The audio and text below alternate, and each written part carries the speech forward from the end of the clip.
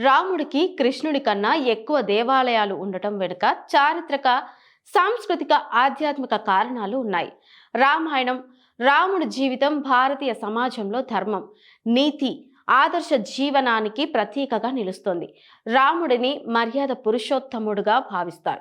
ఆయన జీవన విధానం పితృవాక్య పరిపాలన, భార్య పట్ల భక్తి, సామాజిక బాధ్యత ప్రజలకు ఆదర్శంగా నిలిచింది. అందుకే రాముడి ఆలయాలు ముఖ్యంగా అయోధ్య, భద్రాచలంలో భక్తులకు పవిత్ర క్షేత్రాలుగా మారాయి.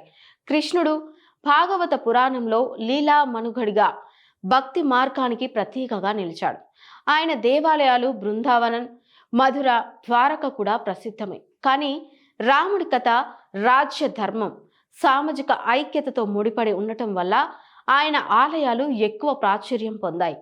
రామ జన్మభూమి వంటి చారిత్రక స్థలాలు, రామనవమి, దీపావళి వంటి పండుగలు రాముడి ఆలయాల ప్రాముఖ్యతను పెంచాయి.